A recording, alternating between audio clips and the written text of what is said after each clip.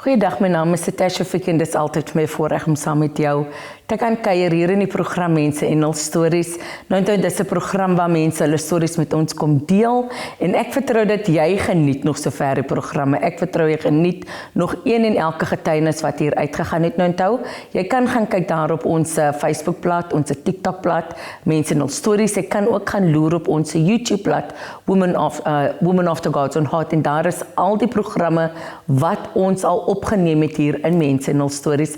Nou vandag het ek 'n splinter nuwe gas saam met my in die ateljee en haar naam is Renee Christians. So hallo Renee, hoe gaan dit saam met jou en goed om jou hier te hê? Dit gaan goed saam met myself. Nee, dit gaan goed, is mag ek klaar nie. Ek sê altyd almal het 'n storie. Nee, almal het 'n storie. Niemand kan sê hulle het nie 'n storie nie. Ons kan nie sê hier was ek gebore, hier het ek gesterwe en niks het daar gebeur nie. Ons almal het 'n storie. Renee, vertel ons eers wie is Renee voordat ons by jou storie uitkom. So ek is Renee, gebore Renee Lemmer. Ja.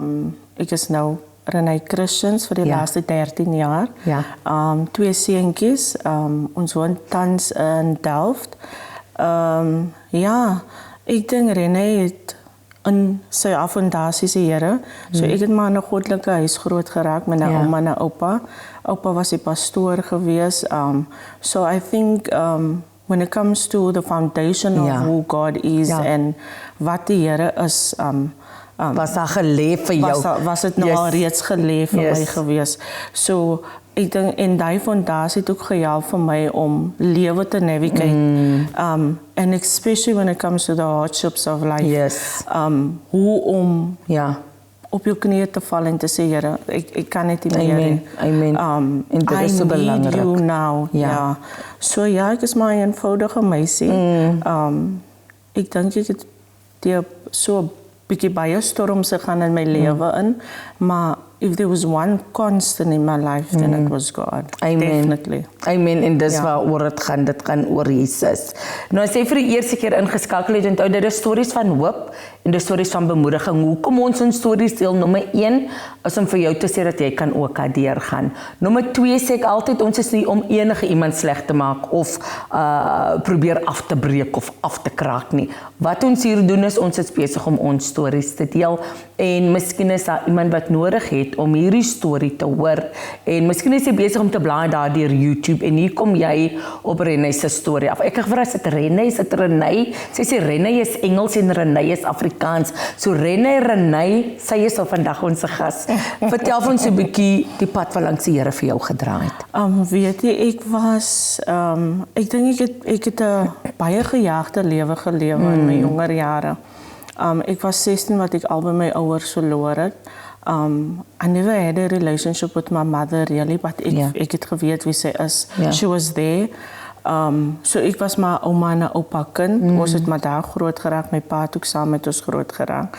And I think because of the lifestyle that my mother chose, het ek ook maar baie cautious deur die lewe gegaan. I treated very cautiously. Ek het verseker gemaak die crowd wat ek myself in bevind. There was never a desire for me om in 'n negative space my lewe te lewe. En ek dink my ma se lewe en my pa se lewe en die om my was 'n speel gewees vir my om 'n bietjie beter te wees. But you know what, childhood trauma is something that is very real. En dat shape jou lewe ook. En soos ek nou gesê het ek maar gejaag deur die lewe gegaan. Never dealt with whatever happened to me in my childhood. It wasn't easy to navigate life without parents. Want jy het jy rooi die in die lewe wat jy kan klop en sê, Mami, ek kan nie meer nie. Daddy, I need guidance on this. There was never that. There was people in my life, but that void was never filled. En dan het dit gekom by die forgiveness. En ek dink in 2019 toe sê die Here hier toe nie verder. By daai tyd is ek al getroud, ek het 2 seentjies.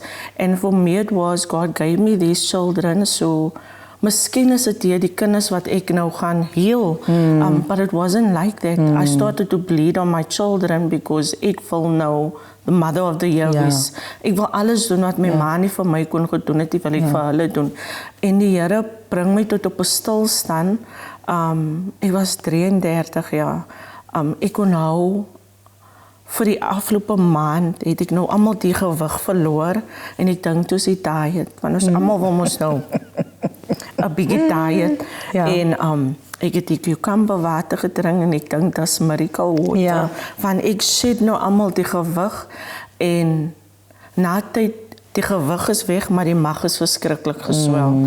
And I thought maybe this is me being pregnant en ek het seker na 5-7 dokters toe gegaan en ek sê vir hulle, dis my probleem tans nou, I can't go to the toilet, ek kan nie number 2 nie, wil nou nie in detail gaan nie, Ja. en hulle, all they give me is things for me to Ja. go, en almal sê seker maar net nou constipation, ons chronic constipation, en ek het altyd teruggegaan en het is net dieselfde ding, en een dag, toe Is kon dit ek nou nie meer- 2019? Dis nou 2019. En een dag kon ek nie meer die discomfort vat nie. Because there was a time where I couldn't sit properly. Ek kon nie reg lê nie. Ek kon nie reg loop nie. En ek sê vir myself, ek staan op in die nag en ek bid en ek sê vir die Here, you said that this is your temple. So as my fisies ook die tempel Ja. is, I need you to fix me Ja. because I can't anymore. En ek gaan nog werk tot die dag en ek onthou ek is in die bus, but I can't sit properly. En die busmaatjies, hulle kyk nou al vir my al, what is wrong with you? En ek sê net, nee, ek is fine, not knowing what is really wrong. En ek gaan huis en ek sê vir my man, ons gaan nou die kinders uitsorteer, ons gaan alles doen wat ons moet doen, ek gaan nou my was, ek gaan nou my hare opblou, en jy vat nou my na die emergency toe. Ons kom by die emergency en hulle, die dokter kom toe en hy sê toe, hy is die dokter vir die colon, en hy moet nou 'n x-ray doen, en hy doen die x-ray, en hy kom terug en hy sê, daar is 'n manier wat ek vir jou kan help nie. 'n gynecologist moet vir jou sien, en lang storie kort, die dokter kom toe die gynie, maar die Here is so goed, in die tyd wat hy dokter by my staan sê, hy is nie verseker of die dokter nog 'n pasiënt kan vat nie, maar ek sal môreoggend saam met hom praat, maar in die tyd wyl hy met my praat, kom die dokter verby die kamer en hy Die sê, gynecologist. en hy sê baie, die Here is so amazing, Ja, en hy ja. sê baie vir almal, en hy sê, nou is my kans. En 'n uur later is die dokter nog steeds daar. Hy was op pad huis toe en hy kom in en hy sê vir my, hy gaan môre saam met my praat. Die dokter het nou vir my case voorgelê. Ja. Môre gaan ons nou voort met dit. En hy kom en hy sê vir my, daar's baie fluid in my mag. En die rede hoekom daar fluid soms in jou mag is om jou ander organe te beskerm teen die tumor, die mas. Ja. En hy sê vir my, dis 'n baie groot een, hy skat dit so 2 kgs, van ek lyk nog swanger. En hy sê vir my, ek moet vir 'n noodoperasie gaan. Hy sê toe nog nie vir my 'n skankerie, want hy is mos nou nie die oncologist nie. Hy gaan nou net die operasie doen. En ek gaan toe in by die teater, maar hy sê vir my, ek moet my man bel, want hy wil nou vir hom verduidelik wat voorlê vir ons. En ek gaan toe in vir die teater. Ek dink in 'n space van 'n week het ek gegaan vir 2 operasies. Die een was net om die mas uit te haal, omdat dit mos nou baie skade gedoen het aan my ovaries. Ja. Word die mas toe uitgehaal en hy kom na my toe en ek skrik wakker met die foto van die verskriklike groot mas. Wat amper 3 kgs weeg. En hy verduidelik vir my wat hy gedoen het in die operasie, maar hy sê vir my, ek moet nou weer my man bel. Hy moet nou weer kom, want hy wil nou weer met ons 2 gesels, en hy kom toe en hy gesels met hom, en hy sê vir hom, ons moet nou die hom verwyder. En hy vra vir my, wil ek nog kinders hê? En ek sê vir hom, as dit my lewe gaan red, Ja. dan verwyder ons maar die hom. Van die Here het my nou al reeds 2 seentjies gegee. En dieselfde dag sê vir my, okay, hy gaan laat ek nou 'n bietjie asemhaal, want ek is nou rou opgesny. Ons gaan Saterdagoggend in om die hom uit te haal. En hy haal toe die hom uit en hy kom terug dink die Sondag, Maandag en hy verduidelik toe vir my, dit is wat hy gedoen het, hy het die netvet afgetrek van my mag, van kankerselle kan daarin sit. Ek dink na die dokter vir my verduidelik het ek nou soos 'n klein gynecologist gevoel. Ja. Van hulle, hy verduidelik my so in depth and in detail that you don't even have to ask him questions afterwards. Het was net God ordained. Maar voor die operasies, toen sê hy vir my, hy moet nou huis toe gaan. En dan moet hy nou vir hom so 'n paar verskriklike sterke skink. Van ovarian kanker is iets wat in ouer vrouens is. Nie so jong soos wat ek is nie. So hy sê, his work is cut out. En ek maak nog 'n joke saam met hom en ek sê, gooi net so 'n bietjie 'n bottel vir my. Net so vir die nerves. En hy sê vir my, Ayana, hy is baie dankbaar vir die Here vir my persoonlikheid en my gesindheid. Al gaan ek hier deur iets. En ek dink is 'n kleerling ding. When we go through stuff, we use humor to lighten ourselves up a bit. En die operasies is toe klaar en hy sê vir my, gaan nou 'n ander dokter vir my kom kuier. Dit is nou die oncologist en hy sê toe vir my, na alles, voor ek ingegaan het vir die operasie, was my kankertelling 290. En dit moet onder 35 years. En hy kom toe na my toe en hy verduidelik vir my wat kankertellings is. Dis die eerste woorde wat ek daarvan hoor.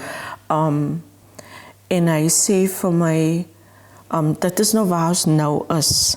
So ek word nou gediagnoseer op stage 3A. En ek dink by myself by stage 4 dan die mense is nou moe. En daar was 'n bietjie van 'n vrese. Jy voel alles verander in 'n minuut se tyd. Ek is mos nou die vrou in die huis. Die mamma sorg dat die kossies ingesit word, die kos word gemaak, die wasgoed word gewas. The whole entire dynamics has changed now in the house. Is nou die man en die 2 seentjies en hulle 3 moet nou vir hulle self vind. So alles daai gaan deur jou mind wil jy na hospitaal is.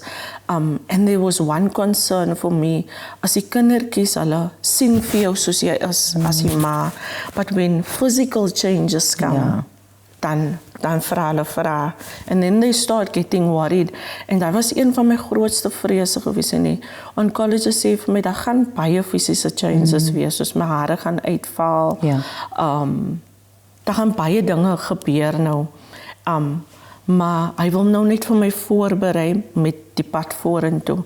Ek dink ek was so vir 'n maand, na 'n maand in die hospitaal, huis toe gekom, bietjie gesond geraak, wat die gynecologist nou die laaste besoek doen met my, om te sê, ek kan nou gaan vir die chemo.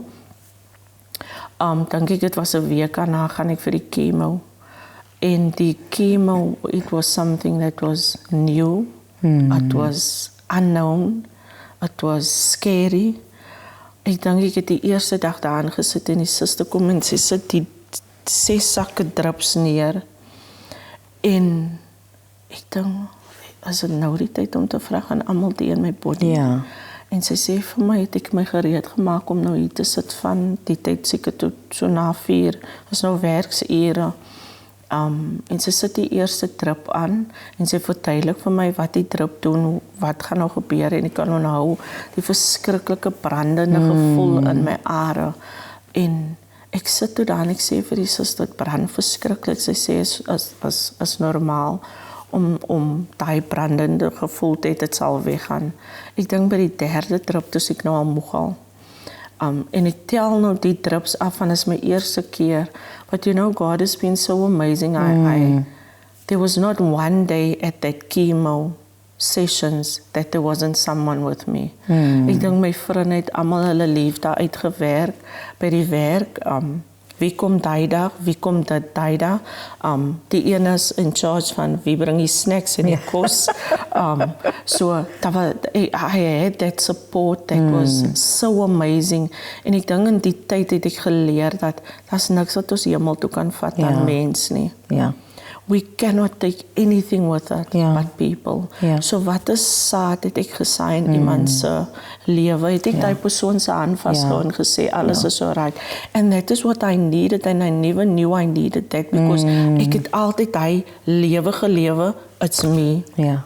Alles moet van my afkom. Ja. Ek moet sorg dat ek 'n sukses maak van my lewe. Ek kan nie depend op ander mense nie. Ja.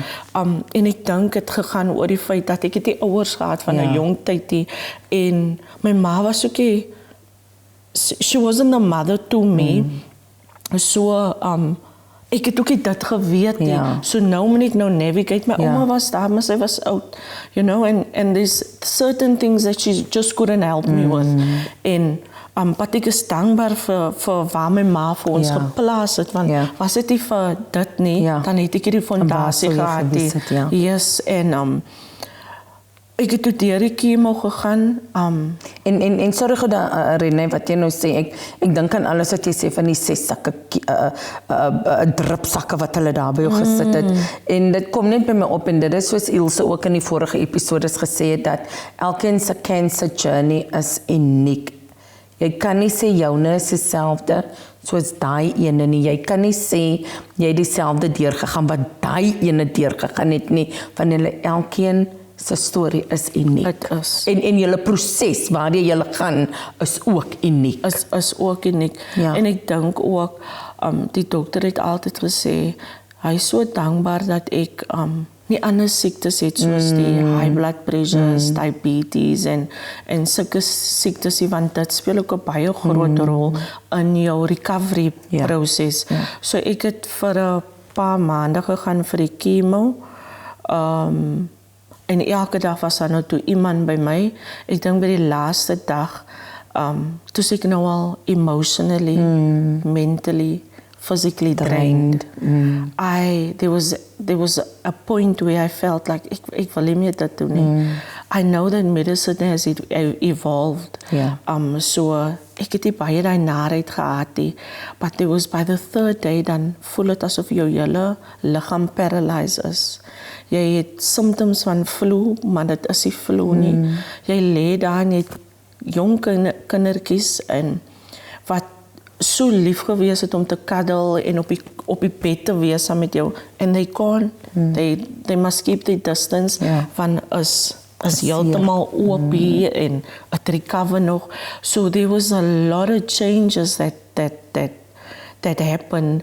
Like my fisiese voorkoms het ook verander en ek dink is daar waar my kinders gevoel het is now something is wrong. Ek kon nou, daar was 'n tyd gewees wat ek kyk het op die foon en my seentjie het gegoogel, what is stomach cancer? Can people die of it? So die bekommernis in so 'n jong kind was daar. But you know what? God gives you that ability to fight. Yes. My strength was not my strength. Ek kon hou, daar was 'n song wat ek altyd voor ek vir chemo gegaan het, dan sit ek en my man die song op as 'n local artist, ek kan nou nie by die song kom nie, but Mighty Warrior, Great in Battles, Jehovah is your name, that song. En ons sit nou die song op en ons bid en dan gaan ek maar nou, maar as ek daar kom, dan dink ek nou aan die 6 sakke. En as die kleintjies is die lang ones. En is die al dag wat jy daar moet sit. Die suster. Is daar nie kleinere enetjie? Is daar nie 'n kleinere enetjie nie? En dan kom sy met 'n kleinere enetjie en hy is die een op die laaste want hy is die flash. Sê ek, but I persevered through it. En ek dink, daar was 'n tyd wat die dokter ook vir my gesê het, as 'n manier wat die Here nie jou lewe nie gered het nie.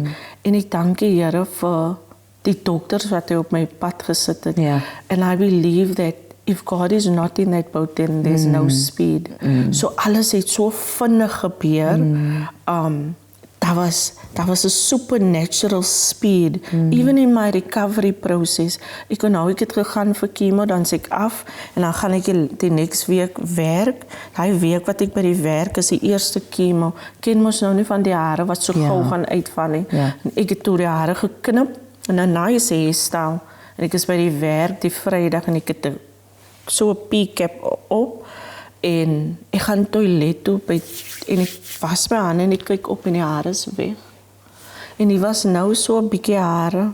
En ek kan nie verstaan waar is die hare nie, nou hang so 'n bietjie en ek trek dit maar nou toe uit cap. En ek sit toe aan en een van my kollegas vra, waar is jou hare? Ek sê, ek weet nie. En die Kaapse winters was baie lelik soms. En die wind waai daai dag. En soos dit waai, dink ek, wat 'n swart goedjies is dit, wat waai tussen my hare. En ek gryp ook maar nou die haartjies. Ek sit dit in my sak. Ek sit die haartjies in my sak en ek kom by die huis en ek haal die kep af.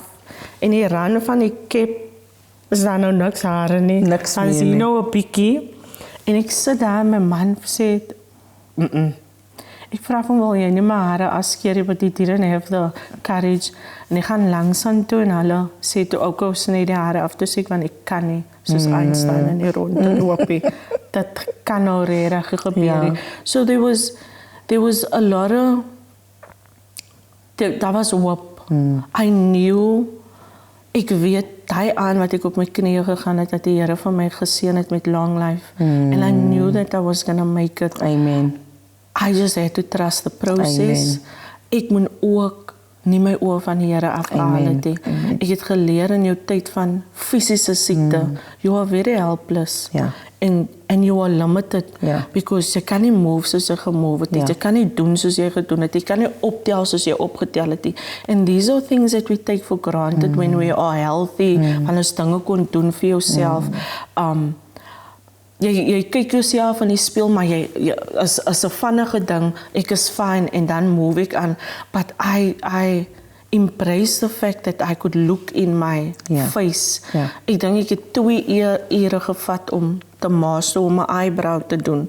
Want as ek in die bus klim, dan is daar niks. Nou sê ek vir my vriendin, soms is ek happy, it depends op die eyebrows. Soms dan lyk die eyebrows 'n bietjie sad. Soms dan lyk die eyebrows shocked. Maar daar is daarom nou so 'n bietjie eyebrows. So as ek in die bus geklim het in die ander, dan kyk die mense op. As ek nie, ek is op my happy. Ek is op my happy, ek het vir hulle gemaster vandag. So baie changes het gebeur. En ek dink, tot op die kinders, tot op die man, het verander. Ek kan nou sien, my oudste kind, hoe hy is 12 nou, maar hoe hy nader aan die Here kom lewe het, hoe hy bid, hoe hy bid altyd vir gesondheid, because dit is iets wat baie belangrik is vir hom. Ek dink in die laaste maande het ek so gesien, my man is moeg, want hy doen mos nog meeste van die alles. En ons weet mos nog vir 'n man kan ons gee, maar ons kan ook nie vir hulle baie gee om te doen nie. En ek het vir die Here gebid en gesê, Here, I know that you're going to carry me through, but I want you to strengthen him. Amen. I want you to give him that strength, because secondary trauma is real. En ons tyd het ook nou weer amper uitgehardloop. En Renée, dit wat jy nou sê is so waar, want ons as die familielede, we are also going through that trauma. And it is, ek sal nie sê dit is meer op ons, ek kan seker nie dit sê nie, want dit klink seker nie reg nie, maar vir ons om te sien waar die ons geliefdes gaan.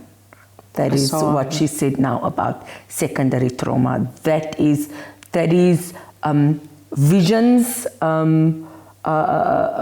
wat is die woord wat ek soek, wat jy in jou gedagtes in vasgepen het, om te sien, hoe lyk jou geliefde op daardie oomblik. So baie dankie Renée dat jy jou storie kom deel het. Mag die Here jou ryklik seën. Baie dankie. Jy moet nie op om jou storie te deel nie, want daar's mense wat nodig het om jou storie te hoor.